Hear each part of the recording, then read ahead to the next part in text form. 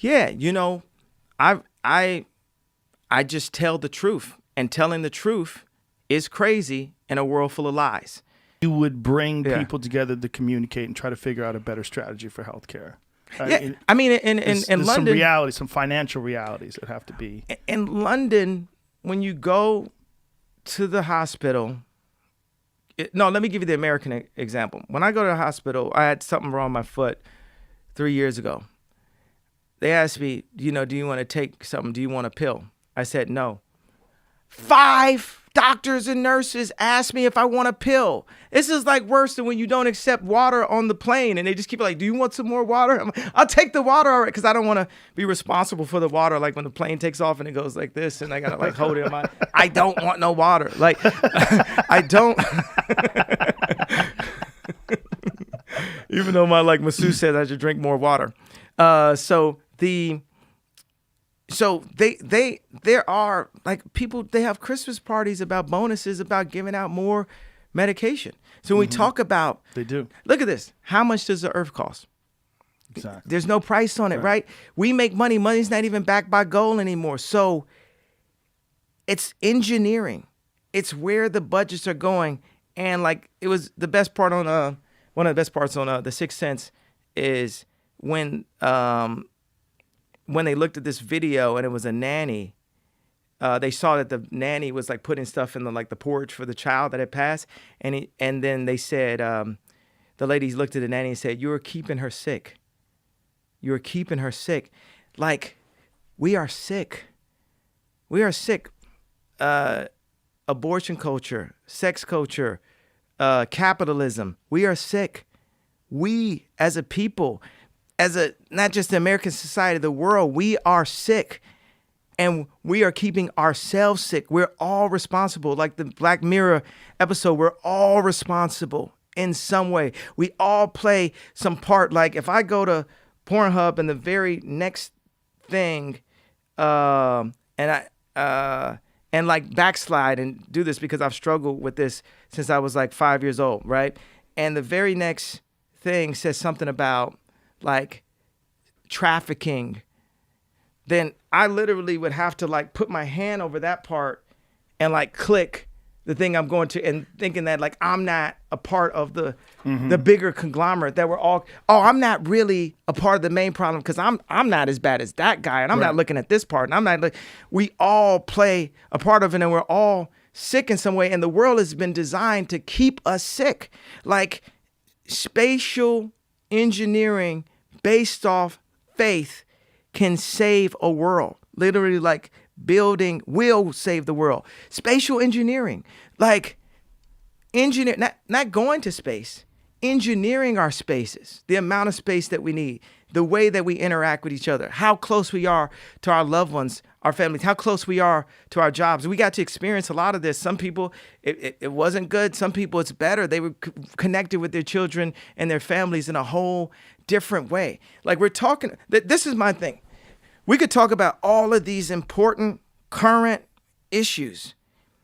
There's deeper reasons based on the slave mentality, based on fear, based on protectionism, not specifically white supremacy and racism, protectionism. People just want to protect what they have. And there's this like photograph where you're holding, the little girl's holding a teddy bear, and Jesus has a giant teddy bear behind her back.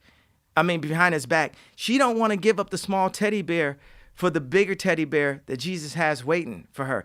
There is prosperity for all families here on earth right now in service to God. There's happiness. There's joy. It's not a possibility. It's a probability. Just the fact that God woke me up, got me here safely, and allowed me to talk to you right now and spark the minds of the people that are anointed to change the world is already what God wanted me to do. If I didn't take a breath after this point, God had me here for this conversation right now. But I think God has more for me planned. I don't think they're going to come for me until he done with me. They ain't going to come for me until they done with me. I want to make it so if someone wanted to sample and put it in a beat, it would be like perfect. Let's see. Try it again. They ain't going to come for me until he done with me. They ain't gonna come for me until he done with me. Yeah, That that's would all I work. got. Yeah, Yeah, you can't help yourself. You're always creating. Now, yeah. But do you understand what I'm Yes, saying? I do understand what you're saying. Okay, tell me what I'm saying. what you're saying is that it's your overall philosophy, the way you're approaching life. You're approaching life that there is good for everyone. If we all work together, in the spirit of the way you think, the spirit of God, that not approach this like with a famine mentality, but approach this like there's enough for everybody. There's an abundance if we engineer it correctly, if we think about it correctly, and if we all come together with the spirit of everybody helping everybody.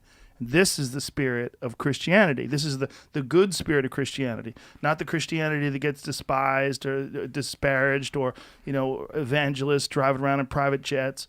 The spirit of goodness and treating each other like brothers and sisters. Yes. That this can be done on a national scale. Yes.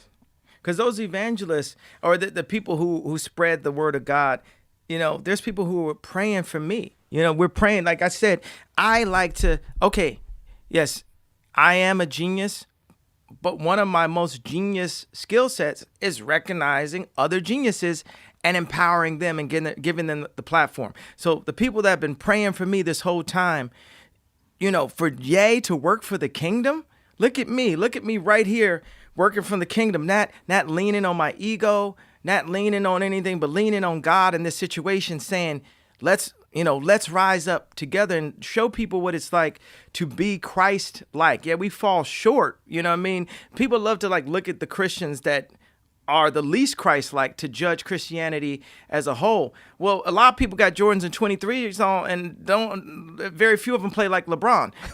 They want to be like Mike. Yes. But yes. It's very few people that get that close. Yes. Christ-like. Yeah. Yeah. What you're saying is beautiful. Yeah. That they do judge the people that fail.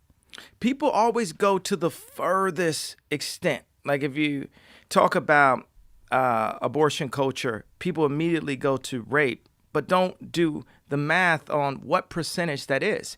And for me, as a Christian president, as I said, I go on that. I touched on it before. I realize we're in an imperfect world. When I talk to my fellow Christians and we talk about meat, we talk about guns, we talk about in this imperfect world, there's a transition between where we are today and where we're going.